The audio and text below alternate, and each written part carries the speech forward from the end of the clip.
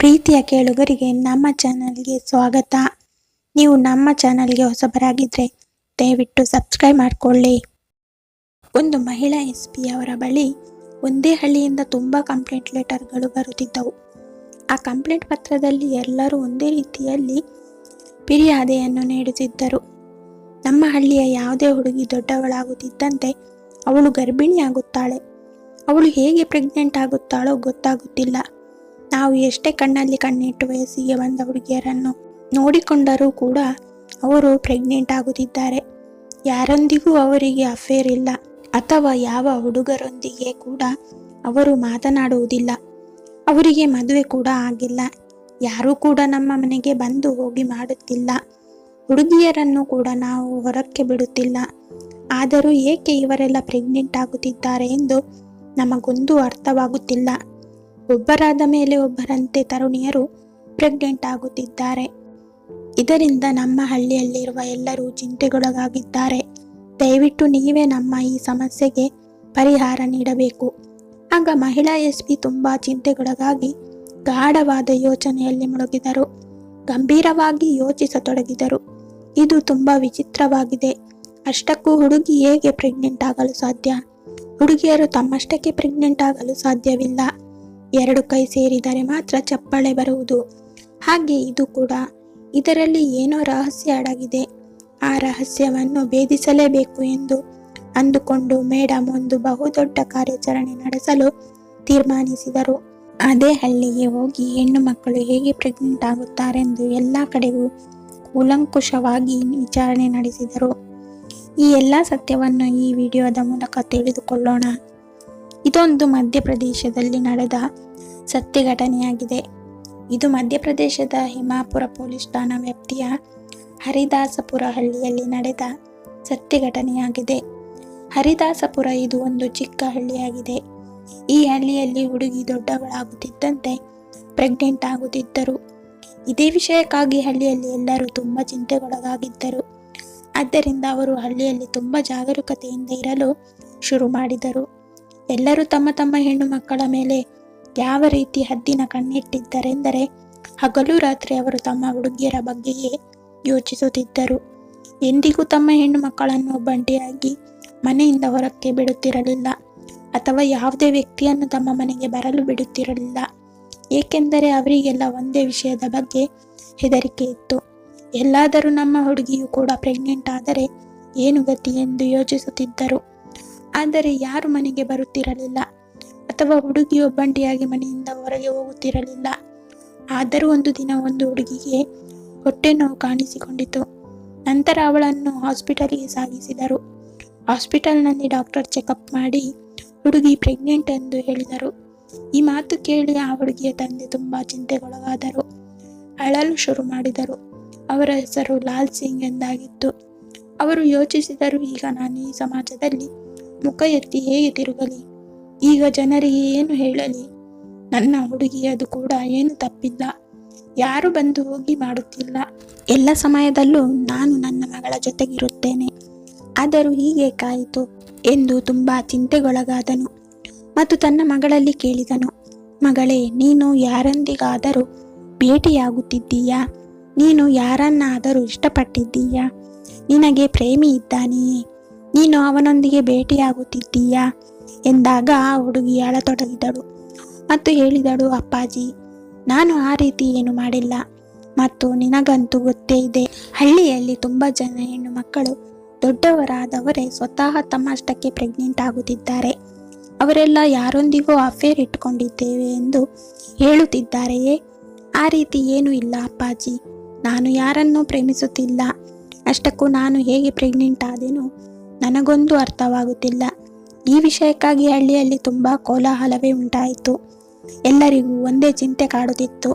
ಅಷ್ಟಕ್ಕೂ ಈ ಸಮಸ್ಯೆಗೆ ಪರಿಹಾರವನ್ನು ಹೇಗೆ ಕಂಡುಹಿಡಿಯುವುದು ಎಂದು ಎಲ್ಲರೂ ಚಿಂತೆಗೊಳಗಾಗಿದ್ದರು ಮತ್ತು ಹೈರಾಣಾಗಿದ್ದರು.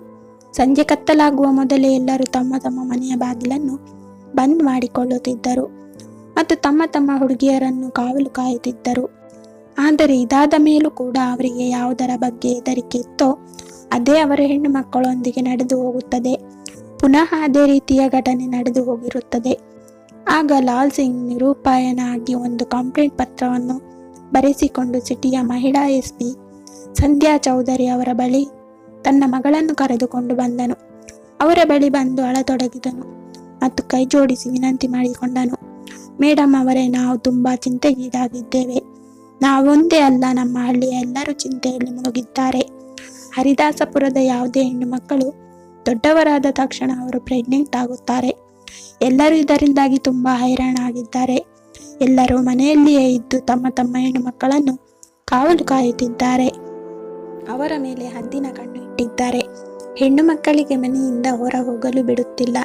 ಹೆಣ್ಣು ಮಕ್ಕಳು ಮಲಗಿದ ಮೇಲೆ ನಾವು ಅವರ ಸುತ್ತ ಮಂಚವನ್ನು ಹಾಕಿ ಮಲಗಿಕೊಳ್ಳುತ್ತೇವೆ.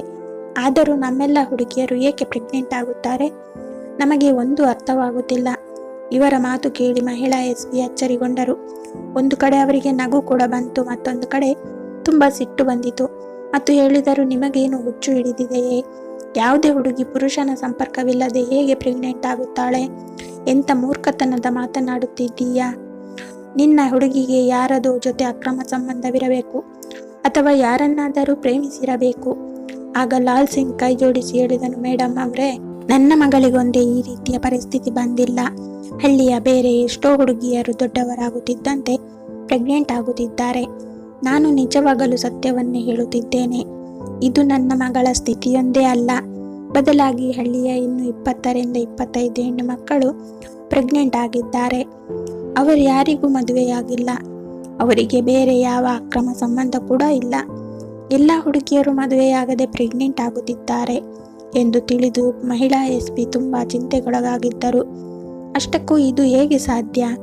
ಪುರುಷರ ಸಂಬಂಧವಿಲ್ಲದೆ ಹಳ್ಳಿಯಲ್ಲಿ ಹುಡುಗಿಯರು ಪ್ರೆಗ್ನೆಂಟ್ ಆಗುತ್ತಿದ್ದಾರೆ ಎಂಬುದರ ಮರ್ಮವೇನು ಎಂದು ಯೋಚಿಸಿ SP ದಾಸಪುರ ವ್ಯಾಪ್ತಿಯ ಠಾಣೆಗೆ ಕಾಲ್ ಮಾಡಿದಳು.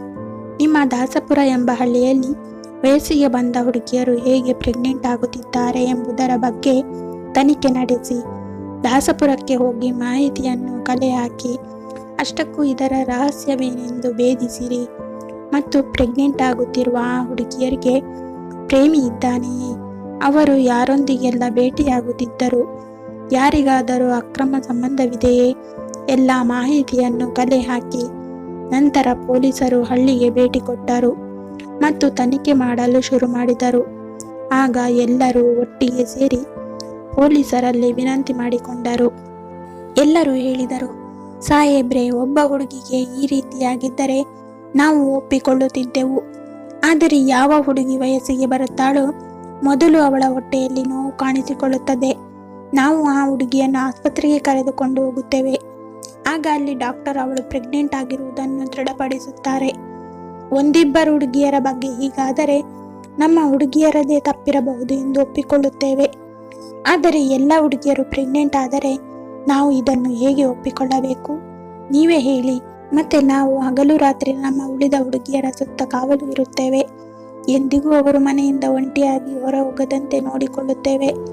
ರಾತ್ರಿ ಮಲಗಿದಾಗಲೂ ಕೂಡ ನಾವು ಅವರನ್ನು ನಮ್ಮ ಬಳಿಯೇ ಮಲಗಿಸಿಕೊಳ್ಳುತ್ತೇವೆ. ಮತ್ತೆ ಯಾರೂ ಕೂಡ ನಮ್ಮ ಮನೆಗೆ ಹೋಗಿ ಬಂದು ಮಾಡುವುದಿಲ್ಲ. ಇದರಿಂದಾಗಿ ಹಳ್ಳಿಯಲ್ಲಿ ಒಂದು ರೀತಿಯ ಭಯದ ವಾತಾವರಣ ನಿರ್ಮಾಣವಾಗಿದೆ. ನಮಗೆಲ್ಲರಿಗೂ ಯಾವ ರೀತಿ ಭಯ ಕಾಡತೊಡಗಿದೆ ಎಂದರೆ ನಾವು ಯಾರ ಮನೆಗೂ ಕೂಡ ಹೋಗುತ್ತಿಲ್ಲ, ಯಾರನ್ನೂ ನಮ್ಮ ಮನೆಗೆ ಕರೆಸುತ್ತಿಲ್ಲ.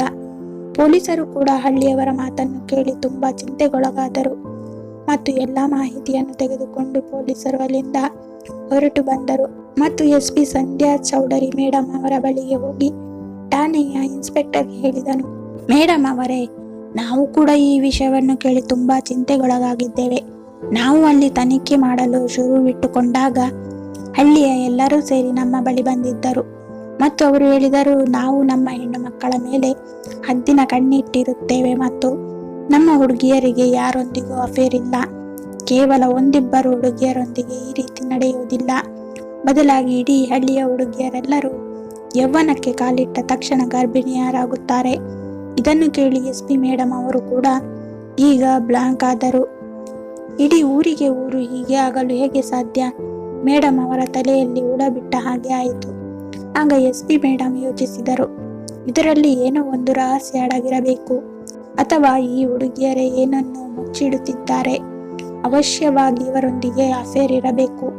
ಬೇರೆ ಏನಾದರೂ ರಹಸ್ಯ ಇರಬಹುದು ಎಂದು ಮೇಡಮ್ ಹೇಳಿದರು. ಸರಿ, ಇದು ನಿಮ್ಮಿಂದ ಸಾಧ್ಯವಿಲ್ಲ ಎಂದಾದರೆ ನಾನೇ ಏನಾದರೂ ಒಂದು ಉಪಾಯ ಮಾಡುತ್ತೇನೆ. ನಾನೇ ಇದನ್ನು ಬಗೆಹರಿಸುತ್ತೇನೆ. ಅಷ್ಟಕ್ಕೂ ಈ ಹುಡುಗಿಯರೊಂದಿಗೆ ಏಕೆ ಆ ರೀತಿ ನಡೆಯುತ್ತಿದೆ ಎಂದು ಯೋಚಿಸಿ SP ಮೇಡಮ್ ಅವರು ತಕ್ಷಣ ತಮ್ಮ ವೇಷವನ್ನು ಬದಲಿಸಿದರು. ಅವರು ಭಿಕ್ಷೆ ಬೇಡುವ ವೇಷವನ್ನು ತೊಟ್ಟರು. ಹೀಗೆ ಭಿಕ್ಷುಕಳ ವೇಷವನ್ನು ತೊಟ್ಟು ಅವರು ಹರಿದಾಸ್ಪುರಕ್ಕೆ ಬಂದು ತಲುಪಿದರು. ಮೇಡಮ್ ಹಳ್ಳಿಯಲ್ಲಿ ಇಡೀ ದಿನ ವೇಷವನ್ನು ಮರೆಸಿಕೊಂಡು ಭಿಕ್ಷುಕಿಯ ವೇಷದಲ್ಲಿ ಅಲ್ಲಿ ಇಲ್ಲಿ ಸುತ್ತಾಡಿದರು. ಕೊನೆಗೆ ಅದೇ ವ್ಯಕ್ತಿಯ ಬಳಿ ಬಂದು ತಲುಪಿದರು. ಅವನು ಮೇಡಮ್ ಅವರ ಬಳಿ ಕಂಪ್ಲೇಂಟ್ ಪತ್ರವನ್ನು ತಂದ ಲಾಲ್ ಸಿಂಗ್ ಆಗಿದ್ದನು. ಈಗ ಸಂಜೆ ಆಯಿತು. ಇತ್ತ ಭಿಕ್ಷುಕಿ ಮಹಿಳೆ ಲಾಲ್ ಸಿಂಗ್ ಅವರ ಬಳಿ ಹೇಳಿದಳು, ಅಣ್ಣ, ಈಗ ರಾತ್ರಿ ಆಗುತ್ತಿದೆ. ನಾನು ಇಲ್ಲಿಂದ ಹೊರಡಲು ತಡವಾಯಿತು. ಈಗ ನಾನು ಇಲ್ಲಿಂದ ಹೊರಟರೆ ನನ್ನ ಮನೆಗೂ ಕೂಡ ತಲುಪಲು ಸಾಧ್ಯವಾಗುವುದಿಲ್ಲ. ಆದ್ದರಿಂದ ಇಂದು ರಾತ್ರಿ ನಾನು ಇಲ್ಲೇ ಉಳಿದುಕೊಳ್ಳಲು ನಿಮ್ಮ ಮನೆಯಲ್ಲಿ ಸ್ವಲ್ಪ ಜಾಗ ನೀಡಿ. ಆಗ ಲಾಲ್ ಸಿಂಗ್ ಹೇಳಿದನು, ಸರಿ, ಏನು ತೊಂದರೆ ಇಲ್ಲ. ನೀನೊಬ್ಬಳು ಹೆಂಗಸು, ಪಾಪ, ಸಂಜೆ ಆಯಿತು. ಈ ರಾತ್ರಿಯಲ್ಲಿ ನೀನಾದರೂ ಎಲ್ಲಿ ಹೋಗುತ್ತೀಯ? ಒಂದು ವೇಳೆ ಯಾರಾದರೂ ಗಂಡಸಾಗಿದ್ದರೆ ನಾನು ಅವರನ್ನು ನಮ್ಮ ಮನೆಯಲ್ಲಿ ಉಳಿಯಲು ಬಿಡುತ್ತಿರಲಿಲ್ಲ. ಏಕೆಂದರೆ ನಾವು ತುಂಬಾ ಚಿಂತೆಗೊಳಗಾಗಿದ್ದೇವೆ. ನಮ್ಮ ಜೊತೆ ಹೀಗೇಕೆ ನಡೆಯುತ್ತಿದೆ ಎಂದು ನಮಗೆ ಅರ್ಥವಾಗುತ್ತಿಲ್ಲ. ಆಗ ಭಿಕ್ಷುಕಿ ಹೇಳಿದಳು, ಏನು ತೊಂದರೆ ಇಲ್ಲ, ನಾನು ಕೂಡ ನಿಮ್ಮ ಮಗಳಂತೆ. ಅಂದ ಮೇಲೆ ನೀವು ನನ್ನನ್ನು ನೋಡಿ ಏಕೆ ಹೆದರಬೇಕು? ಆಗ ಲಾಲ್ ಸಿಂಗ್ ಈ ಮಹಿಳೆಯನ್ನು ಭಿಕ್ಷುಕಿ ಎಂದು ತಿಳಿದು ಮನೆಯ ಗೇಟಿನ ಬದಿಯ ಒಂದು ಮೂಲೆಯಲ್ಲಿ ಮಂಚವನ್ನು ಹಾಕಿಕೊಟ್ಟನು ಮತ್ತು ಹೇಳಿದನು, ನೀವು ಇದರ ಮೇಲೆ ಮಲಗಿಕೊಳ್ಳಿ. ನಿಮಗೆ ಊಟವನ್ನು ಕೂಡ ನಾನು ಇಲ್ಲೇ ತಂದು ಕೊಡುತ್ತೇನೆ. ಈಗ ಲಾಲ್ ಸಿಂಗ್ ಆ ಮಹಿಳೆಗೆ ಊಟವನ್ನು ಕೂಡ ನೀಡಿದನು. ರೊಟ್ಟಿ, ಪಲ್ಯ ಮತ್ತು ನೀರನ್ನು ಕೊಟ್ಟನು. ಊಟ ಮಾಡಿದ ಮೇಲೆ ಆ ಭಿಕ್ಷುಕಿ ಗೇಟ್ನ ಬಳಿಯೇ ಮಂಚದ ಮೇಲೆ ಮಲಗಿಕೊಂಡಳು ಮತ್ತು ಲಾಲ್ ಸಿಂಗ್ ತನ್ನ ಹೆಣ್ಣು ಮಕ್ಕಳೊಂದಿಗೆ ಮನೆಯ ಒಳಗೆ ಹೋಗಿ ಮಲಗಿಕೊಂಡನು. ಎಲ್ಲರೂ ನಿದ್ದೆ ಹೋದರು. ರಾತ್ರಿ 1 ಗಂಟೆಯ ಸಮಯವಾಗಿತ್ತು. ಆಗ SP ಮೇಡಮ್ ಸದ್ದು ಮಾಡದೆ ಎದ್ದು ಬಂದಳು ಮತ್ತು ಹಳ್ಳಿಯ ಬೀದಿಯಲ್ಲಿ ತಿರುಗಾಡತೊಡಗಿದಳು. ರಾತ್ರಿಯಲ್ಲಿ ಯಾವುದಾದರೂ ವ್ಯಕ್ತಿ ಈ ಹಳ್ಳಿಯವರ ಮನೆಗೆ ನುಗ್ಗುತ್ತಾನೆಯೇ ಎಂದು ಚೆಕ್ ಮಾಡುತ್ತಿದ್ದಳು. ಹೀಗೆ ಅವಳು ಬೀದಿಯಲ್ಲಿ ಸುತ್ತಾಡುತ್ತಿದ್ದಾಗ ಹಳ್ಳಿಯ ಸಮೀಪದಲ್ಲಿ ಒಂದು ಬಾವಿ ಇತ್ತು. ಆ ಬಾವಿಯ ಹಿಂದೆ ಒಂದು ದೊಡ್ಡ ಮನೆ ಇತ್ತು. ಅದು ಪಾಳು ಬಿದ್ದ ಮನೆಯಾಗಿತ್ತು. ಆ ಮನೆಯಲ್ಲಿ ಯಾವುದೇ ವ್ಯಕ್ತಿಗಳು ವಾಸ ಮಾಡುತ್ತಿರಲಿಲ್ಲ. ಆಗ ಇಬ್ಬರು ಸಾರಾಯಿ ಕುಡುಕರು ಆ ಪಾಳು ಬಿದ್ದ ಮನೆಯಿಂದ ಹೊರಬರುತ್ತಿರುವುದನ್ನು SP ಮೇಡಮ್ ನೋಡಿದರು. ಅವರ ಕೈಕಾಲುಗಳು ನೇರವಾಗಿ ಇರಲಿಲ್ಲ. ಅವರು ಅಡ್ಡಾದಿಡ್ಡಿ ಹೆಜ್ಜೆಯನ್ನು ಇಡುತ್ತಿದ್ದರು. ಈಗ ಆ ಇಬ್ಬರು ಕುಡುಕರು ಬೀದಿಯಲ್ಲಿ ತೂರಾಡುತ್ತಾ ನಡೆದು ಬರುತ್ತಿದ್ದರು. ಆಗ ಮೇಡಮ್ ಅವರನ್ನು ನೋಡಿ ಬದಿಯಲ್ಲಿ ಮರೆಯಾಗಿ ನಿಂತರು. ಒಂದು ಗೋಡೆಯ ಮರೆಯಲ್ಲಿ ನಿಂತು ಅವರನ್ನೇ ನೋಡುತ್ತಿದ್ದರು. ಆಗ ಅವರಲ್ಲಿ ಒಬ್ಬ ವ್ಯಕ್ತಿ ಹೋಗಿ ಮೇನ್ ಗೇಟ್ ಅನ್ನು ಓಪನ್ ಮಾಡಿದ. ನಂತರ ಒಬ್ಬ ವ್ಯಕ್ತಿ ಮನೆಯೊಳಗೆ ಪ್ರವೇಶ ಮಾಡಿದನು. ಅರ್ಧ ಗಂಟೆಯ ನಂತರ ಆ ವ್ಯಕ್ತಿಯು ಮನೆಯೊಳಗಿಂದ ಹೊರಬರುತ್ತಿದ್ದಂತೆ ಮರೆಯಲ್ಲಿ ನಿಂತ ಮೇಡಮ್ ಅವರ ಎದುರಿಗೆ ಪ್ರತ್ಯಕ್ಷವಾದರು ಮತ್ತು ಅವರ ಕಡೆ ಗನ್ ಗುರಿ ಇಡುತ್ತಾ ಹೇಳಿದರು, ಒಂದು ವೇಳೆ ನೀವು ಒಂದು ಹೆಜ್ಜೆ ಮುಂದಿಟ್ಟರೂ ಕೂಡ ನಿಮ್ಮನ್ನು ಶೂಟ್ ಮಾಡುತ್ತೇನೆ. ಸುಮ್ಮನೆ ಏನು ಮಾತನಾಡದೆ ನಿಂತುಕೊಳ್ಳಿ. ಹೇಳಿದ್ದನ್ನು ಮಾಡಿ. ನೀವು ಈ ಮನೆಯಲ್ಲಿ ಏನು ಮಾಡುತ್ತಿದ್ದೀರಿ? ಈ ಮನೆಗೆ ಇಷ್ಟೊಂದು ಸರಿ ರಾತ್ರಿಯಲ್ಲಿ ಏಕೆ ನುಗ್ಗಿದ್ರಿ? ಮೇಡಮ್ ಅವರ ಮಾತುಗಳನ್ನು ಕೇಳಿ ಮತ್ತು ರಿವಾಲ್ವರ್ ನೋಡಿ ಅವರಿಬ್ಬರು ಹೆದರಿ ಹೋದರು. ಆದರೂ ಅವರಿಬ್ಬರು ಸುಧಾರಿಸಿಕೊಂಡು ಯೋಚಿಸಿದರು, ಈ ಭಿಕ್ಷುಕಿಯ ಬಳಿ ರಿವಾಲ್ವರ್ ಎಲ್ಲಿಂದ ಬಂತು?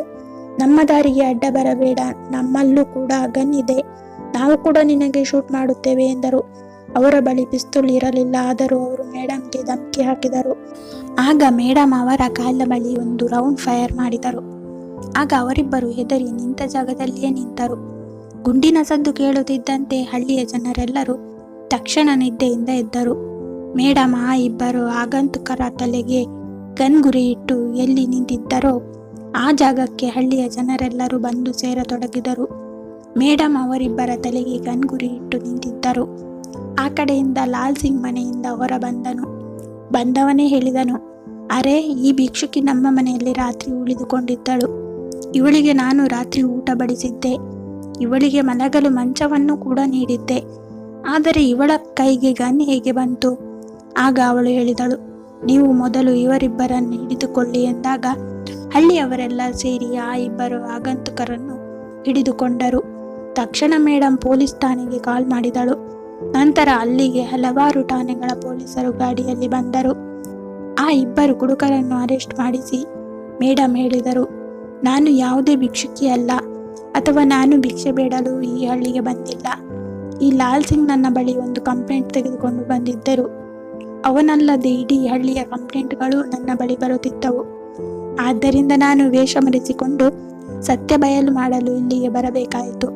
ನಿಮ್ಮ ಹೆಣ್ಣು ಮಕ್ಕಳ ಜೊತೆ ಯಾರು ಕೆಟ್ಟ ಕೆಲಸ ಮಾಡುತ್ತಿದ್ದಾರೆ ಎಂದು ನಿಮಗೆ ಗೊತ್ತಿಲ್ಲ. ಅದಕ್ಕೆ ಇಲ್ಲಿಗೆ ಬಂದಿದ್ದೇನೆ. ಕೇವಲ ಇದನ್ನು ತನಿಖೆ ಮಾಡುವುದಕ್ಕೋಸ್ಕರವೇ ನಾನು ಭಿಕ್ಷುಕಿಯ ವೇಷ ಹಾಕಿಕೊಂಡು ಬಂದಿದ್ದೆ. ಆಗ ಇಡೀ ಹಳ್ಳಿಯವರೇ ಮೇಡಮ್ ಒಳ್ಳೆಯ ಕೆಲಸ ಮಾಡಿದ್ದಾರೆ ಎಂದು ಅವರನ್ನು ಹೊಗಳಿದರು. ನಮ್ಮ ಹಳ್ಳಿಗೆ ಬಂದು ಈ ಸಾರಾಯಿ ಕುಡುಕರನ್ನು ಹಿಡಿದರು. ಅಷ್ಟಕ್ಕೂ ಈ ಕುಡುಕರು ಮನೆಯೊಳಗೆ ಏಕೆ ನುಗ್ಗುತ್ತಿದ್ದರು ಎಂಬುದರ ರಹಸ್ಯ ಇನ್ನೂ ತಿಳಿದಿರಲಿಲ್ಲ. ಅವರಿಬ್ಬರನ್ನು ಠಾಣೆಗೆ ಕರೆದೊಯ್ಯಲಾಯಿತು ಮತ್ತು ಅವರನ್ನು ತನಿಖೆಗೆ ಒಳಪಡಿಸಿದಾಗ ಮೊದಲು ಅವರು ಯಾವುದೇ ರಹಸ್ಯವನ್ನು ಬಿಟ್ಟು ಕೊಡಲಿಲ್ಲ. ಅನಂತರ ಪೊಲೀಸರು ಪೊಲೀಸ್ ಭಾಷೆಯಲ್ಲಿ ಅವರನ್ನು ವಿಚಾರಣೆಗೆ ಒಳಪಡಿಸಿದರು ಮತ್ತು ಕೇಳಿದರು, ರಾತ್ರಿ 1 ಗಂಟೆಗೆ ಆ ಮನೆಗೆ ಏಕೆ ನುಗ್ಗಿದ್ರಿ, ಸತ್ಯ ಹೇಳಿ ಎಂದಾಗ ಅವರು ಪೊಲೀಸರ ಹೊಡೆತಕ್ಕೆ ಮುದುಡಿ ಹೋದರು. ಪೊಲೀಸರ ಕಾಲಿಗೆ ಬಿದ್ದು ಕ್ಷಮೆ ಕೇಳತೊಡಗಿದರು ಮತ್ತು ಹೇಳಿದರು, ಮೇಡಮ್, ನಾವು ಇದೇ ಕೆಲಸವನ್ನು ಮಾಡುತ್ತೇವೆ. ಸಾರಾಯಿ ಕುಡಿದು ಹಳ್ಳಿಯವರ ಮನೆಗೆ ನುಗ್ಗುತ್ತೇವೆ. ಮನೆಯವರೆಲ್ಲರೂ ವಯಸ್ಸಿಗೆ ಬಂದ ಹೆಣ್ಣು ಮಕ್ಕಳ ಸುತ್ತಲೂ ಕಾವಲಿಗಾಗಿ ಮಲಗಿದ್ದರೂ ಕೂಡ ನಾವು ಅವರೆಲ್ಲರ ಮುಖಕ್ಕೆ ಪ್ರಜ್ಞೆ ತಪ್ಪುವ ಸ್ಪ್ರೇಯನ್ನು ಸಿಂಪಡಿಸುತ್ತೇವೆ. ನಂತರ ಅವರೆಲ್ಲ ದೀರ್ಘನಿದ್ರೆಗೆ ಜಾರುತ್ತಾರೆ. ಇವರಿಗೂ ಗೊತ್ತಾಗುವುದಿಲ್ಲ ಮತ್ತು ಆ ಹುಡುಗಿಯರಿಗೂ ಗೊತ್ತಾಗುವುದಿಲ್ಲ. ನಂತರ ನಾವು ಆ ಹುಡುಗಿಯನ್ನು ಅವರ ಮಧ್ಯದಿಂದ ಎತ್ತಿಕೊಂಡು ಮತ್ತೊಂದು ಜಾಗಕ್ಕೆ ಕರೆದುಕೊಂಡು ಹೋಗುತ್ತೇವೆ ಮತ್ತು ಅವಳ ಜೊತೆ ಶಾರೀರಿಕ ಸಂಬಂಧ ಮಾಡುತ್ತೇವೆ ಮತ್ತು ಆ ಹುಡುಗಿಯನ್ನು ಅದೇ ಜಾಗದಲ್ಲಿಟ್ಟು ನಾವು ಮನೆಗೆ ಮರಳುತ್ತೇವೆ. ಇದು ನಮ್ಮ ಪ್ರತಿನಿತ್ಯದ ಹವ್ಯಾಸವಾಗಿ ಹೋಗಿದೆ. ಇಂದು ಈ ಮನೆ ಆದರೆ ನಾಳೆ ಆ ಮನೆ, ನಾಡಿದ್ದು ಮತ್ತೊಂದು ಮನೆ, ಹೀಗೆ ತುಂಬ ದಿನಗಳಿಂದ ನಾವು ಹೀಗೆ ನಡೆಸಿಕೊಂಡು ಬಂದಿದ್ದೇವೆ. ಈ ಮಧ್ಯದಲ್ಲಿ ಎಲ್ಲ ಹುಡುಗಿಯರು ಪ್ರೆಗ್ನೆಂಟ್ ಆಗಿದ್ದರು. ಇವರ ಮಾತನ್ನು ಕೇಳಿ ಮಹಿಳಾ SP ಅವರ ಜಂಗಬಲವೇ ಹುಡುಗಿ ಹೋಯಿತು ಮತ್ತು ಯೋಚಿಸತೊಡಗಿದರು. ಇವರಿಬ್ಬರು ಇಡೀ ಹಳ್ಳಿಯ ಜನರೊಂದಿಗೆ ಈ ರೀತಿ ಕಣ್ಣಾಮುಚ್ಚಾಲೆ ಆಟವಾಡುತ್ತಿದ್ದಾರೆ. ಆದರೂ ಇಲ್ಲಿಯವರೆಗೂ ಈ ಹಳ್ಳಿಯವರಿಗೆ ಏನೂ ಗೊತ್ತೇ ಇಲ್ಲ. ಇವರಿಬ್ಬರ ಬಗ್ಗೆ ಯಾರಿಗೂ ಒಂದು ಸಣ್ಣ ಸುಳಿವು ಕೂಡ ಇಲ್ಲ. ಈಗ SP ಮೇಡಮ್ ತುಂಬಾ ಟೆನ್ಷನ್ನಲ್ಲಿ ಮುಳುಗಿದರು. ಮತ್ತೆ ಲಾಲ್ ಸಿಂಗ್ನನ್ನು ಕರೆದು ಹೇಳಿದರು, ನಿನ್ನ ಮಗಳಿಗೆ ಯಾವುದೇ ಪುರುಷನೊಂದಿಗೆ ಸಂಪರ್ಕವಿಲ್ಲ ಎಂದು ಹೇಳುತ್ತಿದ್ದೀಯಲ್ಲ, ಇವರನ್ನು ಕೇಳು. ಇವರಿಬ್ಬರು ನಿಮ್ಮ ಹುಡುಗಿಯ ಜೊತೆ ಸಂಬಂಧ ಬೆಳೆಸಿ ಹೋಗಿದ್ದರು. ಇವರ ಮುಖಾಂತರವೇ ನಿಮ್ಮ ಹುಡುಗಿ ಈ ಅವಸ್ಥೆಗೆ ಬಂದಿದ್ದಾಳೆ. ಅವರೆಲ್ಲರೂ ಇದನ್ನು ಒಪ್ಪಿಕೊಂಡರು. ನಂತರ SP ಮೇಡಮ್ ಇಬ್ಬರು ಆರೋಪಿಗಳ ಮೇಲೆ ಹಲವಾರು ಮೊಕದ್ದಮೆಗಳನ್ನು ಹೂಡಿದರು. ಮನೆಯೊಳಕ್ಕೆ ಅಕ್ರಮವಾಗಿ ನುಗ್ಗುವುದು, ಮಾನಭಂಗ ಮಾಡುವುದು, ಹೀಗೆ ಹಲವಾರು ಸೆಕ್ಷನ್ಗಳಲ್ಲಿ ಅವರ ಮೇಲೆ ಕೇಸ್ ದಾಖಲಾಯಿತು. ಇದೆಲ್ಲದರ ಆಧಾರದ ಮೇಲೆ ಅವರನ್ನು ಜೈಲಿಗೆ ಕಳುಹಿಸಲಾಯಿತು. ಈ ರೀತಿಯಲ್ಲಿ SP ಮೇಡಮ್ ಸಂಧ್ಯಾ ಚೌಧರಿ ಅವರು ಹಳ್ಳಿಯವರ ಎಲ್ಲ ಸಮಸ್ಯೆಯನ್ನು ಬಗೆಹರಿಸಿದರು. ಹಳ್ಳಿಯವರಿಗೆ ಈ ವಿಷಯ ತಿಳಿದು ತುಂಬಾ ಖುಷಿಯಾದರು ಮತ್ತು SP ಮೇಡಮ್ ಅವರನ್ನು ತುಂಬಾ ಹೊಗಳಿದರು ಮತ್ತು ಮೇಡಮ್ ಕೂಡ ಸಮಸ್ಯೆ ಬಗೆಹರಿದಿದ್ದರಿಂದ ನಿರಾಳವಾದರು. ಏಕೆಂದರೆ ಯಾವುದೇ ಮಹಿಳೆ ಪುರುಷರ ಸಹಾಯವಿಲ್ಲದೆ ತನ್ನಷ್ಟಕ್ಕೆ ತಾನು ಪ್ರೆಗ್ನೆಂಟ್ ಆಗಲು ಸಾಧ್ಯವಿಲ್ಲ. ಇದನ್ನು ಕಂಡುಹಿಡಿಯಲು ಮೇಡಮ್ ಭಿಕ್ಷುಕಿಯ ವೇಷವನ್ನು ಧರಿಸಿ ಹಳ್ಳಿ ಎಲ್ಲ ಸುತ್ತಬೇಕಾಯಿತು ಮತ್ತು ಹಳ್ಳಿಯ ಎಲ್ಲ ಸಮಸ್ಯೆಗಳನ್ನು ಬಗೆಹರಿಸಿದರು. ಧನ್ಯವಾದಗಳು. ಈ ಕತೆ ಇಷ್ಟ ಆಗಿದ್ದರೆ ಲೈಕ್ ಮಾಡಿ, ಶೇರ್ ಮಾಡಿ, ಸಬ್ಸ್ಕ್ರೈಬ್ ಮಾಡೋದನ್ನು ಮರಿಬೇಡಿ.